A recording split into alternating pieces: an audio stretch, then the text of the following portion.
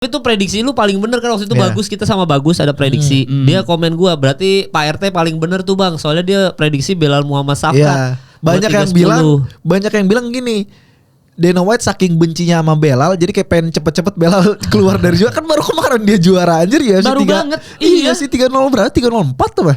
Langsung kan lawan Leon Edwards. Iya. Hitungan bulan Pak. Hitungan bulan. Tapi kalau Belal menang dia bakal ngasih statement kayak anjing nih gue udah buktiin Safkat nih paling keras di divisi ini gitu kan.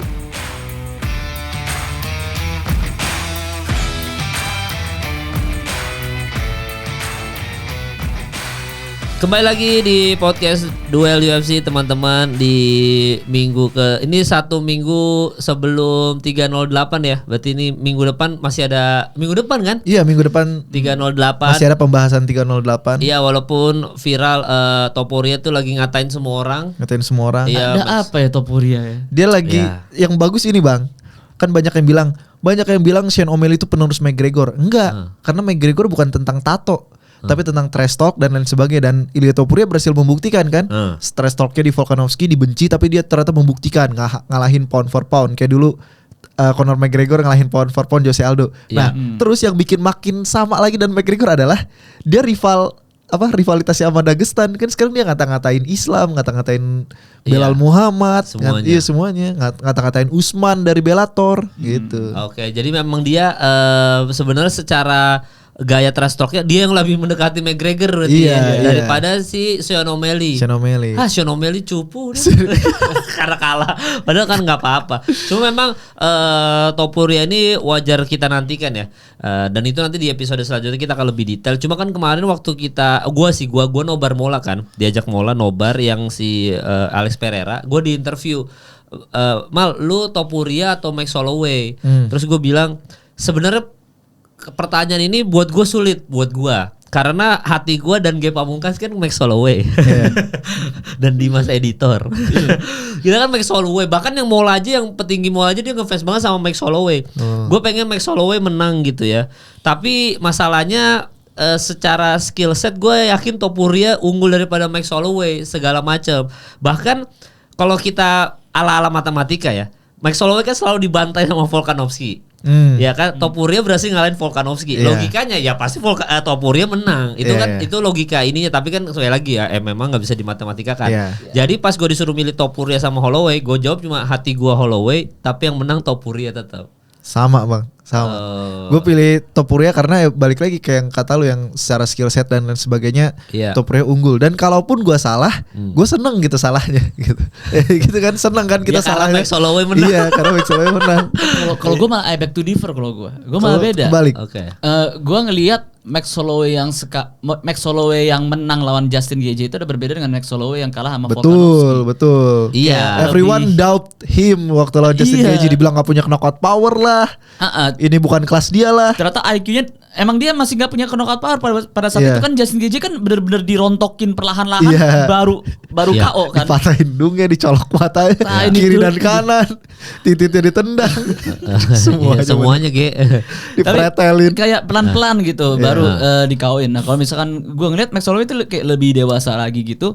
Dan apa ya, gue masih inget mukanya Topuria waktu Max Holloway-nya itu menang. Yang kayak mukanya tuh ya gini, McGregor itu trash talk.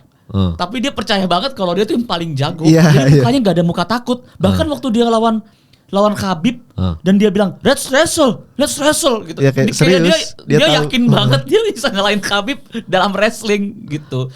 Topuria tuh masih yang kayak gitu. Iya, benar. Benar, gue angkat kamera kayak lu ngomong gitu gue jadi inget ini, ada foto ikonik tuh bisa Dimas cari waktu McGregor nonton Jose Aldo lawan Chad Mendes yang dia berdiri sendiri.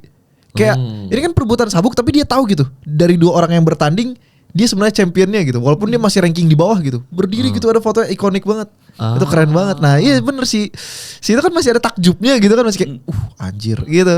Kalau McGregor gak bakal kelawannya begitu. Kalau McGregor ngerasa gue paling jago di sini. Dan itu kemarin UFC itu sempat ngepost juga beberapa minggu yang lalu ini kayak throwback si lawan Khabib. Throwback Habib. Jadi waktu Habib kan termasuk yang ya waktu itu dari press con-nya sampai ini kan bad blood banget lah. Karena 6 Oktober Bang, selalu jadi ini anniversary 6 Oktober. Udah berapa tahun tuh ya berarti ya Throwback ya? 3 tahun, 4 tahun? Lebih. 2018. Oh ya, berarti 6 Oktober 2018. 2018 ya. Berarti ya 6 tahun, udah 6 tahun Throwback 6 year ago kan. Jadi pas pertandingan itu gue baru sadar bahwa sebenarnya benar, gue baca komen orang bahwa itulah pintu pecinta MMA makin besar. Ketika presscon Habib sama McGregor ini gitu. Terus habis itu di situ kelihatan banget bad bloodnya yang kayak wah anjing udah bener-bener mau berantem gitu-gitu. Bahkan habis itu pas yang masuk ke pertandingan ya, pas McGregor kalah kan mau ditampol lagi tuh sama Habib ya. Jadi memang itu sejauh ini belum ada yang bisa menandingi atmosfer Habib sama McGregor. Iya, karena itu bad bloodnya udah bahas agama, keluarga, negara, dan bukan gimmick gitu, udah bener saling benci gitu. Ya, sampai sekarang lagi. Sampai sekarang. Cornerman-nya juga benci. Sampai ini Bang, kan kemarin gue bahas ini si McGregor nyalonin jadi presiden. Bayangin di narasi visi misi kampanyenya dia bilang ini, kalau gue jadi presiden ntar cuma boleh bendera Irlandia yang berkibar di Irlandia, nggak boleh ada bendera Palestina. Udah maksa masih benci sama dulu gitu. Soalnya kan Irlandia salah satu negara yang paling support Free Palestine sekarang kan. Gitu. Jadi kalau Conor McGregor jadi presiden bakal gak boleh ada bendera Palestina gitu. Soalnya sama-sama negara yang teropres kan, dulu dijajah Inggris. Jadi ngerasain lah gimana penderitaan Palestina sekarang itu. Wah gila juga sih kalau McGregor jadi presiden gimana tuh kayak lu siap gak McGregor jadi presiden? Gue penasaran banget kalau misalkan rapat PBB kayak gimana deh. Ekonominya naik karena ini ekspor ini whisky. Tapi kalau rapat PBB gimana tuh ditampol semua? Ada entrance songnya kalau McGregor. Jalan gitu dia sambil pakai bendera. Ini kan dia jadi ini si Conor McGregor jadi presiden BKFC juga kan. Terus kemarin baru ada event. Terus gak tahu ini tiap ini kokain dulu kali, pokoknya suaranya lain gitu kan, jadi serak-serak terus eksplosif banget. Terus ada adegan yang lucu adalah main eventnya bagus banget. Terus si presiden BKFC-nya ngomong katanya, kalian berdua dapat performance of the night. Langsung diambil sama Mickey sama si McGregor. Sih bilang enggak, kita gak cuma kasih performance of the night, bayaran mereka kita gandakan. Terus presiden kayak anjing gue yang bayar katanya. Konyol banget anjir McGregor. Iya gimana ya kalau dia jadi presiden, kayaknya Irlandia bebas narkoba semua free. Udah ya kan, whisky semua minuman keras free. Berarti tidak ada yang mendukung Palestina. Bahkan kalau lagi ngomong Netanyahu kan di rapat PBB pada walk out tuh. Cuma McGregor yang stay kayak saya stay bersama Israel. Bahkan kayaknya Irlandia itu akan menjadi satu-satunya negara yang pertama kali dia nge-ban pelukan. Soalnya McGregor gak suka grappling. Cross sniffer katanya. Bahkan waktu itu kan waktu yang terakhir kali itu yang apa sih, yang UFC yang McGregor jadi coachnya apa sih? Oh Tuf The Ultimate Fighter. The Ultimate Fighter itu kan terakhir kali McGregor kan lawan anak didiknya kan kalah terus-terusan gara-gara grappling. Dia marah gitu, come on man gitu. Itu pukul-pukulan bukan cuma peluk-pelukan gitu. Ya tapi itu hebatnya McGregor ya, dia udah karirnya maksudnya bukan karirnya sih, sebenarnya dia masih bisa bertanding. Dia vakum segitu aja masih diomongin orang. Iya gitu. jadi presiden BKFC, calon presiden kayak hebat aja gebrakan ya gitu. Soalnya kan dia bayangin dari tukang ledeng. Iya, soalnya kan dia kan pinternya itu adalah dia nge-manage namanya dia sebagai brand itu kayak gimana. Dia waktu jadi fighter bagus, namanya naik, dia merambah ke outfitnya dia, dan dia sebagai August McGregor. Ini kan apa sih, pria terfashion. Juara. Juara gitu. Terus itu dia ke whisky, terus dia ke lifestyle, ke apa, merambah ke film. BKFC juga dia jadi orang yang sangat amat. Lu tau gak sih ada salah satu petarung BKFC yang dia ngelawan Jack Paul waktu itu. Iya, terus dipecat si Mike Perry. Habis kalah langsung di-tweet, goblok, dia bukan bagian dari BKFC lagi. Buset, gue pecat ya. Sebenci itu dia sama Jack Paul kan. Iya dan McGregor itu kan kalau gue baca komennya yang lawan Habib ya, masih kan waktu itu di repost ulang itu sama UFC Indonesia sama UFC luar, dia bilang sampai sekarang fansnya McGregor tetap tidak terima kekalahan itu. Dia masih menganggap enggak kok menang kok McGregor. Gila juga ya. Tapi memang McGregor yang paling kuat. Maksudnya fans McGregor dan McGregor yang paling kuat menghadapi fans Khabib cuma dia ya. Iya, sama-sama militan. Gila ya. Militannya parah ya. Bahkan itu aja waktu yang Bang M, yang Andika Mamesa kan di situ tidak ada Dagestan sama sekali kan. Jadi gue baca dari Radio Tempur tuh semuanya nggak ada Dagestan, Rusia, Amerika, Kanada, Amerika sama Irlandia. Iya, walaupun Fedor juga idolanya Khabib, ditanya Khabib Islam semua, kalau ditanya siapa idola pasti Fedor gitu kan. Iya bener. Tapi ya gitu, hati-hati Bang diserang fans Khabib. Bang M sama sekali nggak ada takut-takutnya sama sekali. Iya. Dibales-balesin. Ngechat gue Bang, kayak kan gue invite kolaborator Radio Tempur sama ini Andika Mamesa. Terus si Bang Andika gue bilang kayak gini, gue baru kali ini Instagram rame, terus gue bilang balas-balesin Bang biar makin rame. Beneran dibalas-balesin. Iya, yang dia bilang, ya maklum lah Indo tidak tolak ukurnya yang pasti sentimen sama agama. Kalau di luar pasti beda lagi. Terus Bang, berkelahi kan nggak baik, jangan bawa agama. Gini, Bang M dibalas. Teman-teman gue kasih tahu gini. Bang M ini different breed. Ini gue beneran nih. Ini gue sebagai orang yang pernah satu konten sama Bang M ya. Iya. Gue biar jujur aja nih. Bang M itu dia baru tahu sosial media itu cuman I don't know kayak 1 atau 2 tahun belakangan ini. Dia nggak pernah ngecek sosial media. Dia baru tahu sosial media setelah dari mantan terakhirnya tuh. Mantan terakhirnya kan yang kayak sosial media enthusiast gitu kan. Selebgram gitu kan. Iya, selebgram, streamer gitu-gitu. Dia baru tahu di situ. Dia nganggap kalau misalkan ada orang yang nantangin, lu tahu apa lu bacot oh yaudah berantem aja. Iya, di komen-komen pada gitu. Dia benar-benar gitu. Ayolah, butuh teman sparring ini kan. Dia benar-benar butuh teman sparring. Dia benar-benar butuh.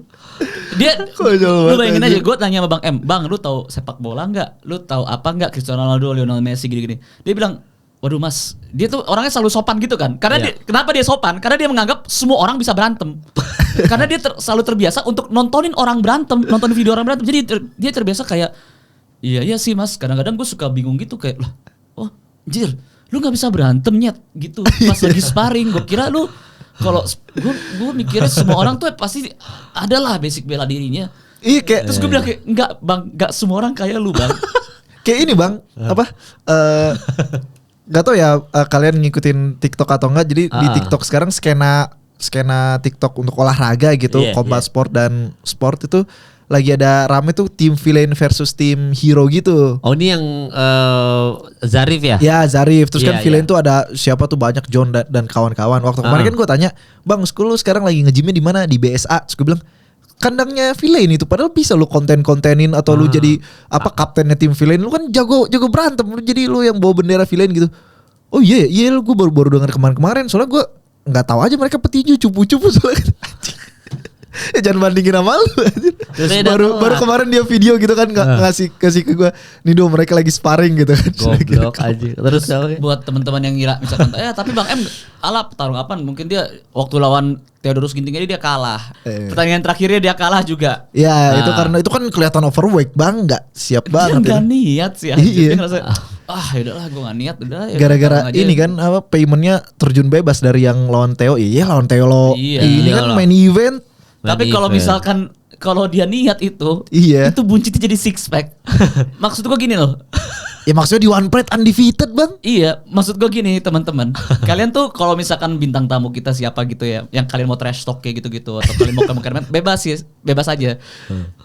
Misalkan ya kayak Andovi kemarin nih. Andovi kan kalian misalkan nggak suka, kalian ngata-ngatain, Andovi gini, go ahead aja nggak apa-apa. Tapi kalau yang Bang M ini, kalau gue kasih tahu ke kalian nih, ini gue ngomong gini bukan gue kesana Bang M ya. Gue takutnya disamperin kalian kayak, ya udah dateng aja gitu. Kalau misalnya kalian bilang, lah mental preman banget sih.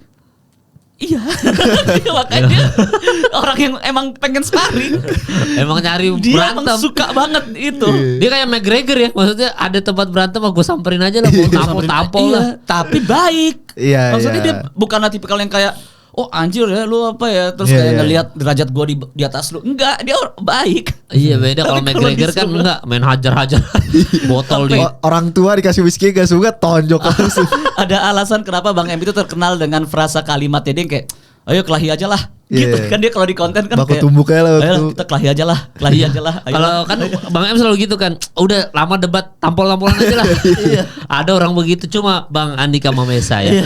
Dan itu komen-komen selalu kalau komen kan di situ juga dibilang lu aja kayaknya yang bahas agama ada yang lain kagak ada gitu-gitu. Bang M kan bodo amat tuh dibalasin semua. Cuma memang kalau kita tuh unsur UFC ini gue nggak ngerti ya. UFC ini kan makin kesini tuh fighter Islamnya makin banyak. Kayak yang kemarin tuh yang di Fight Night aja ada sih namanya tuh kalau nggak salah Ramazan Tamurov.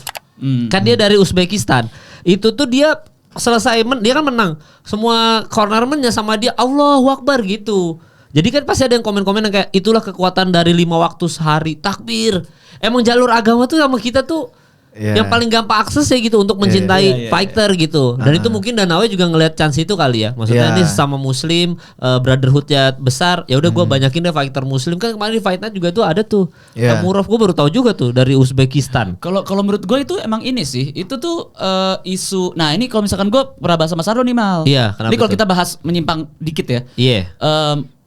Bukan misalkan kayak ada yang bilang ya ini Indonesia apa agama gitu. Enggak, ini adalah isu negara dengan agama mayoritas kayak gitu. Jadi kalau petarung kita misalkan ada beberapa gitu yang masuk ke UFC pun dia pasti bakal bilang Allahu Akbar gitu, dan satu Indonesia bakal menyuarakan itu karena kita kan mayoritas Islam. Kalau misalkan petarung-petarung yang misalkan Amerika kayak gitu pasti Jesus Christ gini. Ryan Garcia Meksiko waktu dia menang tinju Jesus Christ Lord is my savior gitu. Nah kalau misalkan Dagestan, apalagi Dagestan, maksudnya kan Rusia itu kan dia emang campuran kan, ada yang Katolik, ada yang Islam juga banyak gitu. Nah, kalau Dagestan emang banyak kan Islam kan. Nah jadi pasti ngeluarin kayak gitu, pasti kayak wah ya thank you, terima kasih Allah gitu. Iya. Dan yang kemarin kita bahas yang tentang Habib. UFC ini kelabakan karena antar juaranya kebanyakan muslim. Kalau menurut gue si Dana White juga pasti ada pertimbangan dengan kayak ya udahlah ini something yang tidak terelakkan gitu. Sekalian all in aja di fighter muslim di undang-undang. Kayak kemarin kan baru terkenal juga tuh Islam Duratov yang dari Jerman. Menang debut gitu kan. Jadi kayak udah all in aja lah gitu. Toh buka pasar baru juga gitu. Iya. Dan ngomongin soal buka pasar baru, tadi kan kita kita bahas di depan soal musuhnya Pantoja kan. Oh, sekarang bahas UFC 310. Ya tipis-tipis aja karena episode selanjutnya kita prediksi full 308 ya. Tapi memang Asakura ini siapa, Dok?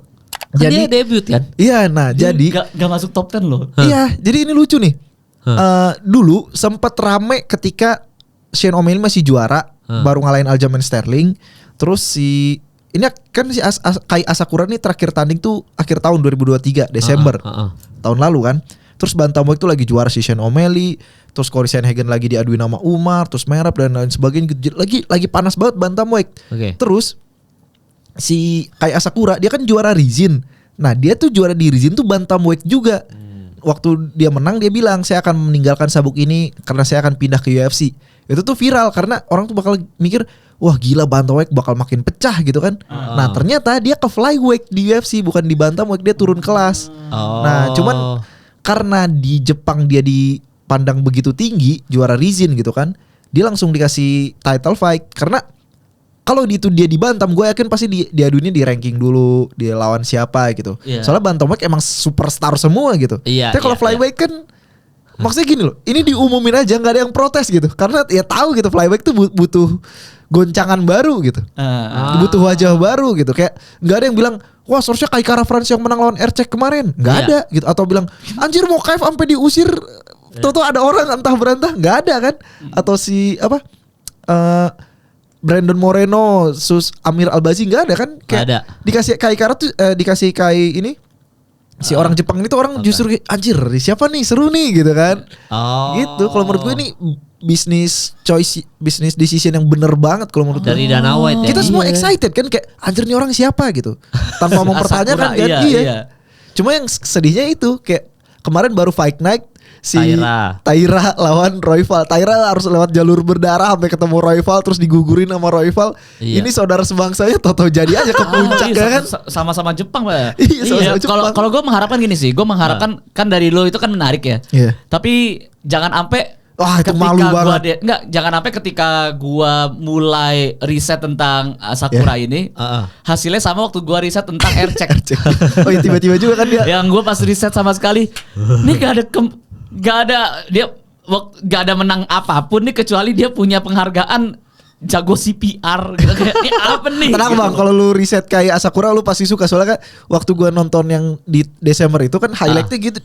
Di Rizin kan modelnya kayak ring tinju gitu ya, terus boleh soccer kick gitu-gitu. Dia emang brutal banget mainnya, brutal banget. Terus kan dia stand up fight dok. Iya, terus kata-katanya apa? The timeline of UFC bantamweight will be changed gitu kan. Ternyata dia ngerubahnya flyweight. Tapi ini kalau kalah pasti malu berat lah UFC. Berarti kan kelihatan divisi UFC itu kalah sama divisi Rizin gitu. Ya, tapi kayaknya potensi Pantoja menang besar ya dok. Nggak harus gini, ya. Karena harusnya. kenapa gue bilang Pantoja ini kemenangannya potensinya besar? Karena kalau kita lihat dari pertandingan Taira, kita juga sebenarnya nggak nonton. Gue juga lihat highlightnya doang kan. Lawan Royval itu banyak banget komen yang bilang Taira 24 tahun gila. Royval tuh 30-an ke atas kan gitu. Itu tuh kelihatan komen-komen kayak emang jam terbang dan peringkat UFC itu nggak bohong. Iya, nggak bohong. Jadi kayak ronde 1, ronde 2 Taira percobaan submissionnya hampir berhasil. Tapi kan keluar Royvalnya. Iya. Nah jadi memang dibilang tuh kayak kita nggak bisa tiba-tiba Taira nih pertandingan terakhirnya sebelum ketemu Royval menjanjikan banget itu. Iya. Menangnya, tapi dominan begitu ketemu semua. Peringkat atas 1 nih, peringkat 1 gila Royval nggak ada apa-apanya. Maksudnya ya ada perlawanan tetap ronde 1, 2 tapi habis aja. Nah itu akan terjadi di situ. Pantoja. Pantoja juara dong, nggak bisa. Ya Royval aja bisa menang muda lah. Nggak mudah sih lawan Taira, tapi apalagi Pantoja gitu. Gue yakin sih menang, cuma at least kayak ini Asakura bakal ngasih statement gitu. Kalau orang tuh nonton kayak ini emang pantas ada di UFC nih gitu. Kayaknya kalaupun kalah dia kalah keren. Iya. Gitu. Kalahnya tetap keren kayak wah gila. Sama kayak Taira kalah keren. Tapi gokil sih, kemarin kan kita bahas tuh tentang yang dulu kita bahas kebingungan kira-kira UFC 307 kemarin siapa main eventnya, totonya si Pereira. Terus kita mikir 310 siapa ya? UFC bisa aja gitu menyusun card yang bikin anjir gila, akhir tahun keren banget. Itu Belal Muhammad lawan Safkat kan. Iya lawan Safkat. Itu kacau sih. Kacau. Nah tapi itu prediksi lu paling bener kan waktu itu. Bagus, kita sama Bagus ada prediksi. Dia komen gua berarti Pak RT paling bener tuh Bang. Soalnya dia prediksi Belal Muhammad Safkat. Banyak yang bilang gini, Dana White saking bencinya sama Belal, jadi kayak pengen cepet-cepet Belal keluar dari juara. Kan baru kemarin dia juara anjir ya. Baru banget. Iya sih 3-0 berarti 3-0-4 tuh Pak. Langsung kan lawan Leon Edwards. Iya. Hitungan bulan Pak. Hitungan bulan. Tapi kalau Belal menang dia bakal ngasih statement kayak anjing nih gue udah buktiin Safkat nih paling keras di divisi ini gitu kan. Siapa lagi coba. Gitu kan. Ya Safkat tuh harapan semua orang sih Safkat untuk. Soalnya si Topuria juga ngedukung Safkat banget kayak dibilang nih si fake Dagestan ini bakal dihajar sama Safkat ke si Topuria gitu. Karena orang Chicago. Belal Muhammad nih kampret juga nih. Tapi ya gitu kan udah pindah warga negaraan. Lahir di Chicago ya lahir Chicago kan? Iya tapi memang ya segitunya. Maksudnya obrolan kita dari kemarin-kemarin juga netizen pasti nonton ya. Soal kalau semua pegulat semuanya dari yang dalam tanda kutip ada urusannya sama Dagestan. Itu pelan-pelan sama Dana White nih gua kasih Safkat nih langsung nih. Gua kasih langsung lu. Dikasih nggak pakai. Nah kita lihat aja tinggal kalau Umar menang, misalkan Umar menang lawan Merab gitu ya. Nanti kita lihat aja Umar pasti langsung dikasih yang gila-gila lagi. Soalnya si Conor McGregor juga nge-tweet jadi Twitter kan lagi ngerujak si Belal gara-gara pengumuman 3-10 kemarin. Iya. Terus banyak yang nge-tweet kayak si Topuria sih paling bangsat anjir. Iya. Dia bilang kan gara-gara awalnya si Topuria ditanya kan, Topuria 30-10 lu pilih siapa? Safkat lah, si Safkat bakal ngaoin si Dagestan palsu itu katanya gitu kan. Si itu langsung ngatain, bukannya ini si anak culun yang kemarin beli sabuk BMF kan, dia beli sabuk BMF tuh si Topuria biar langsung double champ gitu. Terus langsung dibales Belal nih 0 knockdown di UFC, 0 knockout di UFC, 0 children, 0 wife, 0 finish, 0 woman finish gitu kan. Ini kata-katain aja. Gila ya. 0 woman finish. Iya, 0 woman finish itu tai sih. Oh gitu ya. Tapi Twitter gila juga sih kalau yang lagi dirujak. Nah terus si Conor McGregor dia bilang kayak anjir gue ngelihat Belal kemarin gue kesel banget tanggal 29 Juli kemarin fight gue dibatalin soalnya gue bakal ngerubah timeline UFC gue yakin lagi rugi nih punya juara kayak gini katanya gitu. Makanya ini kesempatan Belal buat nunjukin, buat nutup omongan semua orang. Iya, tapi kalau lu berdua deh pribadi deh. Kalau gue ya jelas pilih Safkat ya. Gue kan fans Safkat ya. Tapi kalau lu berdua lebih condong kemana? Belal Rege dulu dah. Belal apa Safkat kalau lu Ge?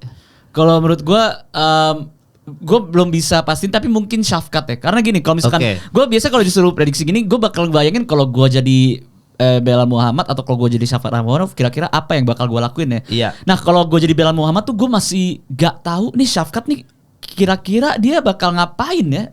Soalnya dia hampir semuanya bisa kan? Iya. Shafkat hampir semuanya bisa. Tapi gitu. lebih cenderung submission ya kan sebenarnya. Ya dia kan lawan si siapa yang Wonder Boy. Bukan yang mau pingsan Geoff Neal. Hand of Steel. Hand of Steel. Lah gitu-gitu kayak jadi emang semuanya jadi sih ya. Bingung juga gitu. Maksudnya apalagi Shafkat undefeated kan? Undefeated 100% finish. 100% finish. 100% finish. Enggak ada dia ketemu papan skor. Ya bahkan lawan Wonder Boy kan dia cedera, Ge. Oh iya. Cedera makanya sebenarnya banyak orang bilang pertandingannya kok boring sih Shafkat. Shafkat kok nggak mau adu striking gitu kan? Iya, kok nggak mau adu striking sama karate gitu, nggak kan dia lagi cedera.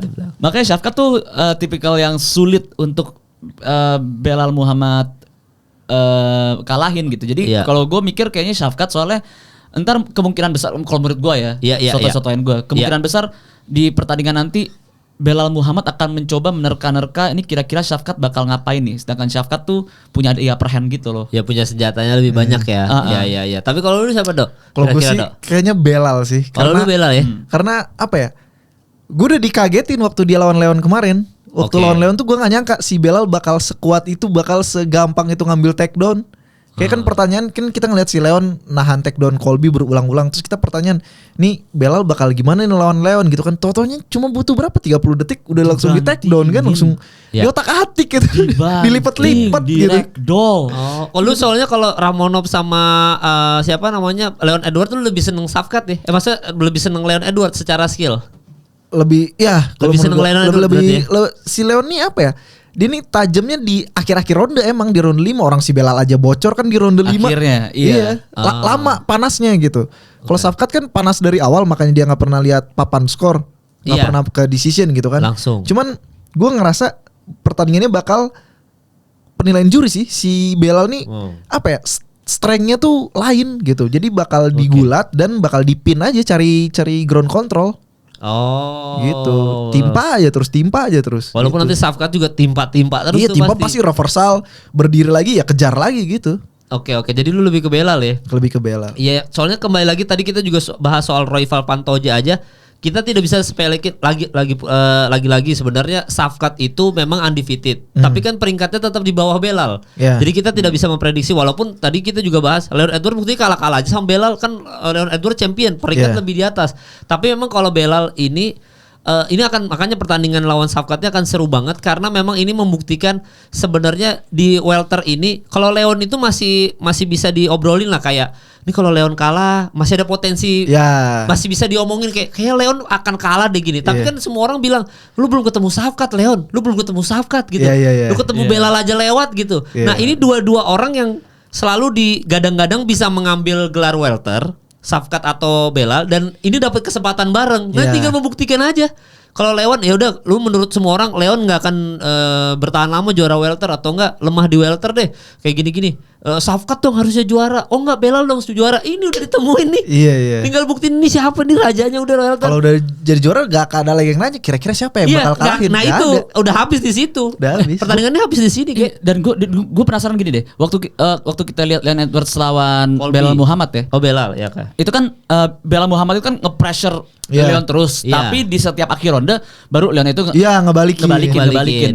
Gue pengen nanya deh, Belal Muhammad tuh pernah gak sih di pressure sama lawan seumur sepanjang karirnya? Enggak, dia selalu yang agresor. Dia yang selalu agresor kan. Oke, kalau misalkan Shafkat Rahmonov, nah lu kan suka Nimal. Dia pernah nggak dia didominanin sama orang lain, di pressure gitu? Tidak pernah, Ge. Gak pernah juga ya. Berarti ini kita nih nanti ini akan menjadi pembuktian nih siapa nih. Ini akan menjadi yang pertama kali dari dua belah pihak nih di ini ketemu lawan ini sama-sama dominan kan. Iya benar. Itu dua-duanya seru banget. Jadi sama-sama agresor. Itu layak banget buat penutup tahun anjir. Penutup tahun. Iya layak. Dan itu tadi pokoknya siapapun yang menang di sini kelar itu dah. Mau misalkan Rahmonov yang menang, misal Shafkat gitu yang menang. Nah tuh kan bener kan? Tinggal Shafkat tinggal nunggu waktu. Itu yang netizen Shafkat. Kalau Belal yang menang, ternyata memang Shafkat gak bisa loh. Ketemu Leon juga kayaknya kalah nih. Dan saking gak ada lagi di welter, gue yakin siapapun yang menang pasti langsung pengen ngejar double itu. Langsung ya. Berarti naik ke welter, naik ke mana tuh? Middle. Oh. Lawan Duplessis atau Hamzat kalau menang. Cocok tuh. Iya kan banyak yang bilang dream match Safkat versus Hamzat. Gitu. Sama-sama bisa gitu ya. Iya. Nah gitu. Jadi memang pertandingan ini emang gue begitu kart ini keluar gue langsung yang wah. Inilah yang kita tunggu-tunggu. Kan gue dari episode berapa nanya Safkat mana nih kok gak main-main Safkat gitu. Dan dari divisi-divisi di UFC kan kayaknya welter yang paling kurang seru dibanding heavyweight yang emang mati ya. Iya. Welter kan kurang seru tapi dengan ada match up ini jadi langsung kayaknya jadi kayak wah disorot langsung gitu kan. Soalnya yang gue suka gini Mal, yang gue suka dari yang agresif dan dominant fighter tuh gini. Iya. Gue tuh udah nunggu banget kayak gue nunggu banget kapan ada Khabib yang kedua. Khabib itu dulu kan dia dominan banget. Yeah. Nah tapi dia tuh pernah, gue lupa lawan siapa ya, yang dia tuh pertama kali di take down. Oh Gleison Tibau ya. Jadi di take down pertama kali kan. Terus komentator kayak wah ini pertama kali Khabib di take down. Tapi pas dia di take down Khabibnya langsung attempt Kimura atau apa gitu. Jadi kayak sampai komentator bilang well that's itu yang lu dapat kalau lu nge-take down Khabib. Kalau lu take down doang nggak ngincer apa-apa, you will pay the price. Jadi kayak lu kalau nge-take down Khabib kayak oke, boleh. Gitu. Langsung mau di submit. Tapi si Safkat tuh bukan grappler yang seslick itu sih. Jadi dia ketika kayak waktu lawan Geoff Neal, itu karena si Geoff Neal yang gak bisa mati kan dipukulin baru udahlah cekek aja lah nih orang gak mati-mati gitu. Jadi bukan yang kayak Charles Oliveira yang ngulik dapat kunci gitu.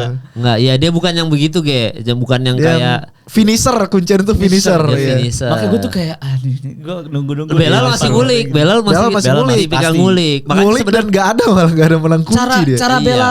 Cara Belal nge-take down Leon Edwards tuh udah kebukti banget tuh, dia mau take down teknik gak bisa, pakai power. Iya, diangkat yang kepala dulu. Iya. Untung latihan leher juga sih, leher itu bisa mati, itu bisa fatal. Iya, bisa fatal. Nah, Ramonov kayaknya kalau secara power, nah ini makanya nanti gitu di adu mekanik, nah itu seru. Baru kerasa tuh kayak anjir sekuat ini ternyata. Iya, dia umurnya Safkat tuh masih muda kan sebenarnya Safkat. Iya, wah pokoknya luar biasa lah pertandingan itu udah pasti. Gue nantikan 3-10 penutup akhir tahun. Soalnya kalau akhir tahun yang dulu kan kita Duplessis Strickland. Tapi kita udah hampir setahun ya kalau sampai 3-10. Ini ada tumpangan lagi. Iya, anniversary kita akan pesta prostitusi. Enggak lah, astagfirullahaladzim. Jadi idenya Sardo. Kan kita udah tahu waktu itu. Kita udah bilang jangan gitu, Dok. Iya, enggak lah. Kita sehat-sehat aja. Jadi Sardo. Iya, kita anniversary-nya radio campur. Karena maunya nyampur doang. Iya, bukan radio tempur lagi. Tempurnya sih udah, nyampurnya yang belum. Nah ini terakhir sebelum udah nih, Nate Diaz mau balik nih. Nick Diaz nih mau balik gimana nih Nick Diaz? Harusnya kan stay retire aja, ngapain sih Nick Diaz main lagi? Oke, Nick Diaz tuh sebenarnya dia peringkat berapa sekarang? Gak ada bang. Dia kan bukan di top 10 ya pasti kan. Udah. Waktu dia comeback lawan Robbie Lawler aja itu udah yang kayak aneh dan oke lah nggak apa-apa si tua versus si tua gitu kan, dan rematch setelah belasan tahun gitu dari zaman UFC baru UFC 6 berapa gitu pokoknya. Iya. Ini tuh peringkat berapa sih lawannya? Peringkat 5 peringkat berapa sih? Luke 14.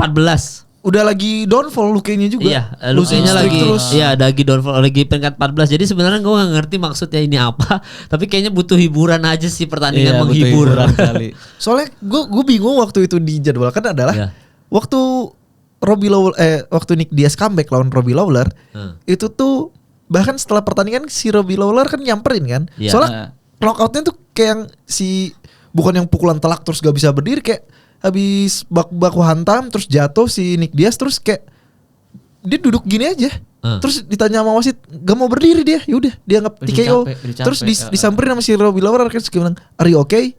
Iya. No, about your life. Are you okay with your life? Gitu. Oh yang itu itu pertanyaan paling penting kan. Iya, terus si Nick Diaz nggak jawab. Nah, banyak orang yang bilang oh itu si Nick Diaz karena BU banget makanya tanding, soalnya badannya nggak sefit biasanya kan. Dia walaupun udah pensiun atlet ini kan triathlon kan, yang lari berenang sepeda, badannya fit. Kalau di Instagram pas tanding malah ini kan gelambir gitu. Dikira lagi BU lagi ini. Nah terus ini apa BU lagi gitu lawan? Kayaknya sih bukan BU ya. Kalau menurut gue tuh kayaknya dia apa ya butuh kayak Volkanovski ketika dia butuh pertarungan. Iya. Karena itu adalah jati dirinya. Dia masuk the dark places. Iya, kayak Nick Diaz tuh Emang born as a fighter. Inilah hidupnya. Bakal seru nggak nih kira-kira pertandingan atau ya aneh aja pertandingan ini gitu. Kalau aneh pasti Nick Diaz tuh nggak pernah normal pertandingannya. Oke, berarti ini seru nggak? Tapi bakal seru nggak? Kalau Jose Aldo kan seru kan, Jose Aldo terbukti seru, comeback-nya dia seru gitu. Kalau Nick Diaz seru sih pasti. Seru pasti kita ada ketawa-ketawanya lah. Oh ada ketawa. Kayak lawan Robbie Lawler, bayangin dia kan terkenal boxer sama BJJ kan. Lawan Robbie Lawler baru mulai loncat tuh spinning back kick, lari terus spinning back kick. Apaan sih dia orang jauh lagi dari target. Kayak si Robbie Lawler tuh diem gitu, nggak kena di situ dia muter-muter. Apa sih anjir? Kalau menurut gua iya pertarungannya Nick Diaz kali ini nih kayaknya penonton bakal mendapatkan hal yang lebih dari sekedar keseruan pertarungan. Iya gitu. betul. Kayak cara ketika Robbie Lawler datang terus kayak are you okay? No with your life. Itu tuh kita kan mendapatkan sesuatu yang lebih juga tuh kayak oh iya emang antara kondisi mental setiap orang itu penting atau apa kayak gitu. Mengajarkan juga waktu itu sempat itu rame banget. Jadi mengajarkan reporter tuh untuk kalau lu mau nanya fighter atau lu nanya seseorang tuh jangan tanya dia soal karir doang tapi tanya tentang kehidupan karena itu adalah pertanyaan yang paling penting dan paling jarang diterima oleh seorang fighter. Are you okay no with your life? Are you happy with your life? Kayak gitu. Jadi kayaknya tuh kayak ada sisi terenyuhnya kan. Apalagi ini kita ngomongin Diaz Brothers gitu maksudnya sejarahnya orang-orang yang menyukai Nate Diaz dan Nick Diaz tuh bukan menyukai karena pertarungannya doang tapi karena sejarahnya itu yang sentimental. Iya, jadi itu patut ditunggu ya untuk kita sedikit tertawa di pertandingan itu. Tapi sebelum udahan sebenarnya kita kurang lengkap kalau tidak ditutup dengan jingle. Karena sebenarnya ada jingle yang sebenarnya ada request. Jingle buat Bang G yang episode Bang M, dia bilang harusnya dipukulin Pereira. Dipukulin Pereira. Kan kita kan pakai ada lagu ada bikin romantis kan. Tapi kan tis itu kan ada pelipis. Iya. Dipukulin Pereira. Nah, ini ada jingle kagak buat Nick Diaz atau Pantoja atau Asakura atau wah, lu meremehkan gua. Ini nih kalau komik cepet nih. Oh iya, enggak dia mikir dulu meremehkan gue itu lagi mikir. Iya. Enggak lu bener meremehkan gue. Dragging nih gue lagi dragging. Emang ada enggak? Gua ya ampun. Aduh ya capek banget. Enggak ada lagu itu, enggak ada jingle. Ada gak? Coba tutup nih, tinggal nih. Ada, gue lu mau tentang apa? Lah ya bebas. Safkat, Nick Diaz. Belal Muhammad. Ayo, yang mana? Belal Safkat. Belal dah, ayo. Safkat coba Safkat. Lu tentang Safkat nih. Coba, iya, oke, boleh. Mau diambil dari lagu apa? Lagu anak-anak atau lagu yang terserah, Bang. Lagu anak-anak boleh dah. Pokoknya Safkat, Bang. Pokoknya Safkat. Iya. Safkat, pokoknya Safkat ya. Safkat yang kuat itu yang undefeated. Panjang banget draggingnya. Mending langsung aja dipukulin Safkat langsung. Dipukulin Rahmonov. Mending langsung begitulah. Wah, apalagi gitu ada enggak ada itu berarti. Ada gua. Ada coba. Gue udah mati lagi mikir. Ada lagu yang tentang zakat gak ya? Kalau zakat sama Syafkat tuh sama seirama. Ada lagu tentang zakat gak? Ada gak? Jangan lupa zakat apa gitu. Ada gak sih? Kayaknya ada sih. Oh, kita gak tahu ya. Lagu tentang zakat ada gak? Apa ya? Zakat. Berbakat deh, lagu berbakat. Ada gak lagu berbakat? Atau barat deh. Barat. Timur ke Syafkat. Nah itu bagus. Belal ke Syafkat. Safkat ke middle. Udah tau kan sekarang cara gue cari jingle gimana. Pantesan tadi gue lagi sakit gigi. Gue mikir ada yang gue kelupaan apa ya. Setiap gue ke studio ini ada yang kelupaan tuh apa ya. Belal ke Safkat. Safkat ke middle. Duplesinya kemana.